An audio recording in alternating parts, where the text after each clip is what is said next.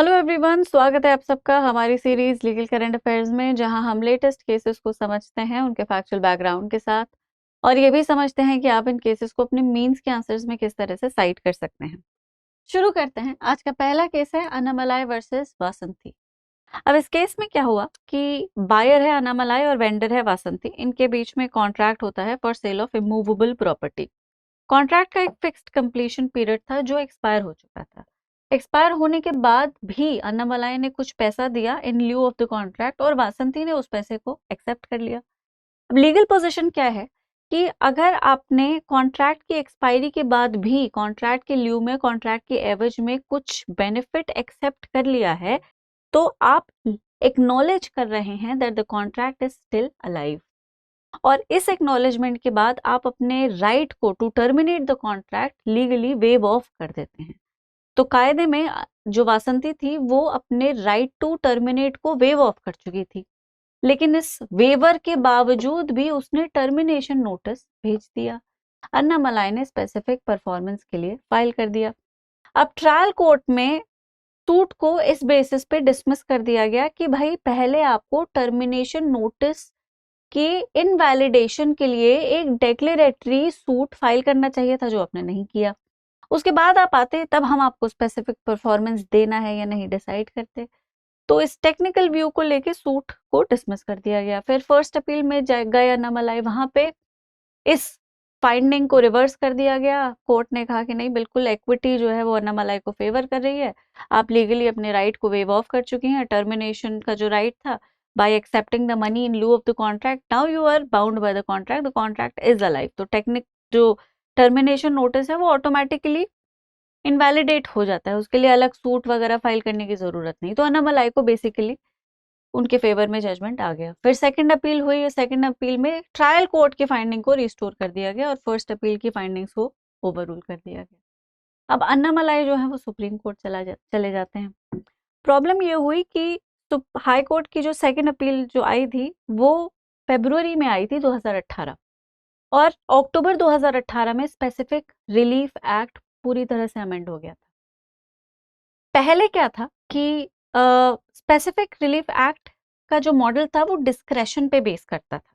ठीक है, before 2018 amendment court का डिस्क्रेशन होता था, तब स्पेसिफिक परफॉर्मेंस ग्रांट किया जाता था। It could not have been granted as a matter of right. जो सेक्शन 10 ओरिजिनल था उसमें साफ लिखा हुआ था कोर्ट में ग्रांट स्पेसिफिक परफॉर्मेंस, मतलब वो अपने हिसाब से देखेगी कि ग्रांट करना है या नहीं करना है। सेक्शन 20 ओरिजिनल 2018 से पहले उसमें लिखा हुआ था कि अगर कॉन्ट्रैक्ट वैलिड हो भी तो भी अगर कोर्ट को लगे कि इक्विटी के प्रिंसिपल सजेस्ट नहीं कर रहे अगर स्पेसिफिक परफॉर्मेंस, तो ग्रांट नहीं करेगा court.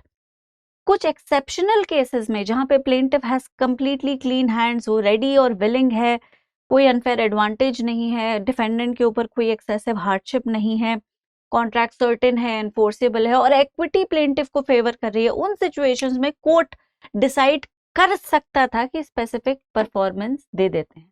In short, specific performance एक एक्सेप्शनल रिलीफ थी। प्राइमरी रिलीफ डैमेज ही हुआ करता था। ठीक है, 2018 के बाद स्पेसिफिक रिलीफ एक्ट को जब अमेंड किया गया तो फिलॉसफी ही अमेंड कर दी गई। पूरा जो डिस्क्रेशन का जो मॉडल था वो अब मैंडेट का मॉडल बना दिया गया। मे की जगह शैल आ गया। जहां पे कोर्ट मे ग्रांट स्पेसिफिक रिलीफ परफॉर्मेंस था, वहां पे कोर्ट शैल ग्रांट स्पेसिफिक परफॉर्मेंस हो गया in section 10, accept in few exceptional circumstances जो सेक्शन 11, 14 और 16 में दिए गए हैं। कोर्ट स्पेसिफिक परफॉर्मेंस को डिनाई नहीं कर सकता। कोर्ट का जो डिस्क्रेशन था, कोर्ट की जो पावर थी, वो लगभग खत्म कर दी गई in matters relating to contract and the specific performances. और 11, 14, 16 में जो एक्सेप्शन दे रखे थे वो भी बहुत नैरो, बहुत वाइड नहीं है। ठीक है, सेक्शन 20 में जहां पे कुछ प्रिंसिपल्स थे जिनके बेसिस पे कोर्ट डिसाइड कर सकता था कि स्पेसिफिक परफॉर्मेंस देना है भी या नहीं, उसको सब्स्टिट्यूटेड परफॉर्मेंस से रिप्लेस कर दिया गया। मतलब डैमेजेस को सेकेंडरी रेमेडी बना दिया गया और स्पेसिफिक परफॉर्मेंस प्राइमरी रिलीफ बन गई। Right, so the model completely shifted after 2018। अब यही थी वजह जहां पे सुप्रीम कोर्ट डिलेमा में आ गया कि भाई अब एक्ट चेंज हो चुका है, हाई कोर्ट ने जब जजमेंट दिया तो वो पुराने एक्ट के बेसिस पे दिया था, अब तो एक्ट पूरी तरह से चेंज हो चुका है। अब यही कॉन्फ्लिक्ट है कि भाई अगर 2018 के अमेंडमेंट को रेट्रोस्पेक्टिवली अप्लाई करते हैं तो अन्नामलाई तो ऑब्वियसली जीतेगा, क्योंकि स्पेसिफिक परफॉर्मेंस मैंडेटरी हो जाएगा उसे देना। लेकिन अगर प्रोस्पेक्टिवली अप्लाई करते हैं फिर तो हमारे डिस्क्रेशन है, फिर तो हम देखेंगे जैसे हाई कोर्ट ने देखा था, ट्रायल कोर्ट ने देखा था। अब यहाँ पे दे फाइनली फिगर्ड आउट कि भाई 2018 का जो अमेंडमेंट है it has a prospective application not a retrospective application. पढ़ लेते हैं कोर्ट के ऑब्जर्वेशंस को। The Supreme Court observed that prior to 2018 amendment brought through the Act 18 of 2018, the grant of specific performance was a matter of judicial discretion, not a mandatory relief. Bench ने अपना पुराना decision कट्टा Sujata Reddy versus सिद्धम Shetty infra projects 2022 को refer किया, जहां पे 2018 के अमेंडमेंट को प्रोस्पेक्टिव डिक्लेयर किया गया था और वो उन कॉन्ट्रैक्ट्स और सूट्स को गवर्न नहीं कर सकता जो इस अमेंडमेंट के कमेंसमेंट से पहले फॉर्मुलेट किए गए थे, ठीक है, एंटर किए गए थे। Although the decision in Katta Sujata Reddy was later reviewed and recalled in Siddham Sethi, the Supreme Court clarified that even in the review judgment there was no express finding that the amended provisions would apply to suits filed prior. The court stated, no doubt this decision was reviewed and recalled, but in the review order judgment, this court did not specifically hold that the amended provisions would govern suits instituted prior to 2018 amendment. ठीक है, तो in our view acceptance of additional money not only, अब यहाँ पे इन्होंने कहा कि नहीं प्रोस्पेक्टिव ही एप्लीकेशन है 2018 के अमेंडमेंट का, पहले भी ये कहा जा चुका है। लेकिन फर्स्ट अपील में जो हाई कोर्ट ने जो जजमेंट दिया था उसको सुप्रीम कोर्ट ने उसको कंफर्म करते हुए स्पेसिफिक परफॉर्मेंस ही ऑर्डर किया कि भाई जहां आपने कॉन्ट्रैक्ट के टर्मिनेशन के बाद भी कंसिडरेशन एक्सेप्ट कर लिया है in lieu of the contract, it is a proper acknowledgement that you believe the contract is still alive, and while the contract is still alive you have also waived off your right to terminate the contract. तो जब आप contract को terminate करने का right खो चुके हैं तो आपको कॉन्ट्रैक्ट परफॉर्म ही करना पड़ेगा, ठीक है। Acceptance of additional money not only signified waiver of right to forfeit advance money consideration but also acknowledge subsistence of agreement, ठीक है। तो कोर्ट ने पॉइंट किया कि subsequent notice was not a valid exercise of contractual right, ये right खत्म हो चुका है। बायर स्पेसिफिक परफॉर्मेंस के लिए डायरेक्टली सू कर सकता था विदाउट फर्स्ट सीकिंग दी डिक्लेरेशन। तो सेकंड अपील के जजमेंट को सेट असाइड कर दिया गया, फर्स्ट एपेलेट कोर्ट के डिसीजन को रिस्टोर कर दिया गया। अब एसआरए क्या है ये तो पता ही है, मैंने आपको बता ही दिया कि प्रायर अमेंडमेंट और पोस्ट अमेंडमेंट क्या क्या चेंजेस थे। सेक्शन 10-11 में कोर ट्रांसफॉर्मेशन आया था, ठीक है। सेक्शन 6 में स्कोप को वाइडन कर दिया गया था to include person through whom the aggrieved party was in possession, और ज्यादा parties dispossession of immovable property के लिए सूट फाइल कर सकती थी। सेक्शन 20 में सब्सटीट्यूटेड परफॉर्मेंस, ये ऑल टुगेदर नया प्रोविजन था। सेक्शन 21 में compensation changed either to in addition to, compensation now supplements not replaces specific performance, ठीक है, सप्लीमेंट करता है, रिप्लेस नहीं करता। नॉन एनफोर्सेबल कॉन्ट्रैक्ट सेक्शन 14 में दिए गए, कुछ स्पेशल प्रोविजंस ऐड किए गए थे इंफ्रास्ट्रक्चर प्रोजेक्ट्स के लिए 20A, B and C। Section 41HA जहाँ पे इंफ्रास्ट्रक्चर प्रोजेक्ट्स को डिले करने के लिए इंजंक्शन ग्रांट नहीं किया जा सकता। शेड्यूल ऐड किया गया था जिसमें किस तरह के इंफ्रास्ट्रक्चर प्रोजेक्ट्स को कवर किया जाएगा उसकी कैटेगरी को लिस्ट किया गया था। बाकी जो नोटेबल चेंजेस हैं वो section 14A, section 15 and 19 LLP के प्रोविजन, 16C प्रूफ के रिक्वायरमेंट और सेक्शन 25 जिसमें आर्बिट्रेशन और कंसिलिएशन एक्ट को रिफ्लेक्ट करने के लिए अपडेट किया गया था, ठीक है। So these were the changes. SRA बहुत इंपॉर्टेंट एक्ट है और चेंजेस के हिसाब से मतलब obviously section 2018 was a major change to the act all together. Generally जो अमेंडमेंट्स आते हैं वो कुछ बिल्कुल मतलब एक पूरा रिप्लेसमेंट ही हो गया था, है ना, तो ये तो आपको पता ही होगा। खैर अगले केस की तरफ आते हैं, सरवन कुमार जबरमल चौधरी वर्सेस सचिन श्याम सुंदर बेगराज का, ठीक है। अब ये इंडियन सक्सेशन पे है, राजेश चौधरी जो इक्वाडोर के रहने वाले थे वो 25 जुलाई 2020 में सुइसाइड कर लेते हैं। ठीक है, अब उनका बेटा सरवन इंडिया में रहता था, उसको डेथ थोड़ी सस्पिशियस लगी। डेथ के बाद एक आदमी आता है जिसका नाम था सचिन, ठीक है, जो इस केस में रिस्पोंडेंट है। वो कोर्ट में आता है और एक विल को लेकर आता है और कहता है ये विल जो है वो उन्होंने अपने मरने से पहले बनाई थी मेरे फेवर में, आप इस पे प्रोबेट दे दीजिए। प्रोबेट का मतलब होता है कोर्ट का स्टैम्प जो उस विल को सर्टिफाई कर देता है कि ये विल वैलिड है, यही है प्रोबेट, इससे ज्यादा कुछ नहीं। मतलब ऑब्वियसली प्रोसेस थोड़ा और कम्बरसम है, लेकिन this is in simplest word this is what probate is. ठीक है, अब बेटा विल को चैलेंज करना चाहता था तो उसने कैविट फाइल किया। I hope everybody understands what caveat is, लेकिन जिन्हें कंफ्यूजन है मैं फिर बता दूं। इन सिंपलेस्ट डेफिनेशन कैविट का मतलब है एक स्टॉप सिग्नल, जहां पे एक व्यक्ति कहता है अरे कोर्ट रुक जाओ और वो ऑर्डर मुझे सुने बिना मत दे देना।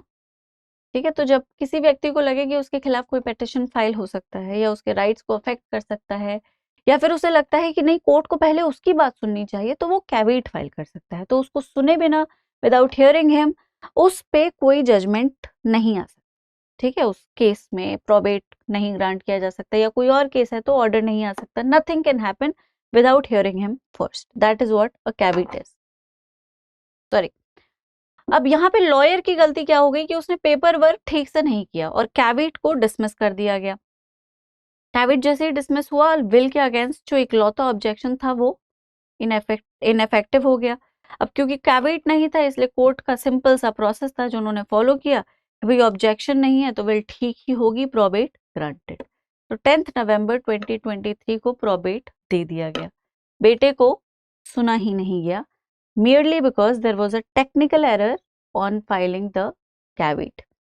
अब बेटा जो है वो प्रोबेट को कैंसिल करने की पिटिशन डाल देता है, ठीक है, अंडर सेक्शन 263 कि इस प्रोबेट को गलत तरीके से दिया गया है, इसे कैंसिल कर दो।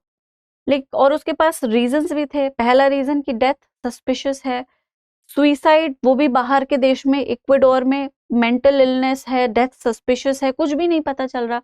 हाउ डू यू कंफर्म कि इट वाज अ सुइसाइड? कोई इन्वेस्टिगेशन नहीं हुआ, कोई कंफर्म डिसीजन नहीं है कि हाँ he did die by killing himself. ठीक है, टेस्टिंग विटनेसेस इंडिया में थे। अब लॉ के हिसाब से ये मुमकिन नहीं है। Section 63 of the Indian succession act कहता है कि विटनेसेस को टेस्टेटर के प्रेजेंस में ही साइन करना है। अब ये जो विटनेस है, जो सॉरी सचिन था, ये इंडिया में था और राजेश जी इक्वाडोर में थे, तो इन दोनों की प्रेजेंस साइमल्टेनियस तो हो ही नहीं सकती थी, इट वाज इम्पॉसिबल। तो विल का एग्जीक्यूशन भी डाउटफुल हो गया।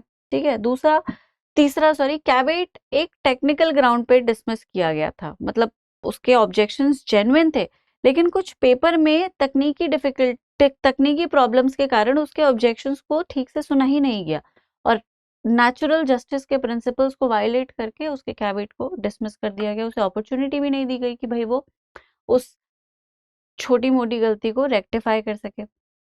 ठीक है, अब हाई कोर्ट में क्या कहा गया, आ जाते हैं। कोर्ट के क्या ऑब्जर्वेशंस थे। डिवीजन बेंच ने स्टैट्यूटरी इंटरप्रिटेशन के प्रिंसिपल्स पे रिलाई करते हुए कहा कि एक ऐसी function of explanation causes an explanation clarifies the main provision without expanding or restricting its scope and must be read harmoniously with the main section. Significance of deemed, the word creates a legal fiction in circumstances covered by explanation A to E. Just cause is automatically presumed to exist, but this doesn't exclude just cause in other circumstances. Problem ये थी कि lower court में उसकी challenge को इसलिए accept नहीं किया गया था क्योंकि सेक्शन 263 में एक्सप्लेनेशन दे रखी है। उन 5 एक्सप्लेनेशन में समझाया गया है कि प्रोबेट किस किस तरीके से कैंसिल किया जा सकता है। तो लोअर कोर्ट ने इसे बहुत ही नैरोली इंटरप्रेट करके कहा कि ये जो 5 एक्सप्लेनेशन है इनमें तुम्हारा रीजन कहीं फिट नहीं होता, तो हम प्रोबेट कैंसिल नहीं कर सकते। हाई कोर्ट में कहा गया कि भाई प्रोविजन को क्लैरिफाई करने के लिए एक्सप्लेनेशन को ऐड किया जाता है, प्रोविजन को एक्सपैंड या रेस्ट्रिक्ट करने के लिए नहीं किया जाता। अगर कोई ऐसा रीजन है जो जस्ट है लेकिन एक्सप्लेनेशन में नहीं दे रखा, तो इसका मतलब ये नहीं कि उस रीजन को आप यूज नहीं कर सकते। कैंसिलेशन के लिए। अगर वो रीजन जस्ट है, सेटिस्फैक्ट्री है, तो just because it is not written in the explanation doesn't mean that it can not be accepted as a bona fide reason. ये कहा गया है कोर्ट में। अगर लैंग्वेज मल्टीपल इंटरप्रिटेशन परमिट करती है तो कोर्ट को वो इंटरप्रिटेशन अडॉप्ट करना चाहिए, जिससे लेजिस्लेटिव पर्पस को एडवांस किया जा सके और अब्सर्डिटी को अवॉइड किया जा सके। ठीक है, legislative intent, the deliberate change from just cause is to shall be deemed to exist where reflects legislative intent to broaden judicial discretion while creating a deeming fiction for specified circumstances। ठीक है, तो उसके probate का जो cancellation था उसे accept कर लिया गया। एक्सप्लेनेशन सिर्फ इलस्ट्रेटिव हैं, जुडिशियल डिस्क्रेशन ब्रॉड है। बाकी पुराने जो जज प्रेसिडेंट्स थे पहले भी आए हुए थे 1933 में, 1997 में, जहाँ पे 263 की पोजीशन को इसी तरह से नैरोली इंटरप्रेट किया गया था कि भाई 263 में दिए गए हैं वो सिचुएशन जहाँ पे प्रोबेट को कैंसिल किया जा सकता है। If they don't fall among any of the 5 explanations you can not apply for cancellation, तो उसको ओवर रूल कर दिया गया। ठीक है, दिस इज द केस। अच्छा केस है, ये है सेक्शन 263, आप पढ़ना चाहें तो पढ़ सकते हैं। तो आज के लिए इतना ही, अगले सेशन में मिलते हैं इसी तरीके से कुछ इंटरेस्टिंग केसेस को समझते हुए, उनके प्रोविजंस को समझते हुए। तब तक आप सब अपना ख्याल रखें। Thank you so much, bye bye.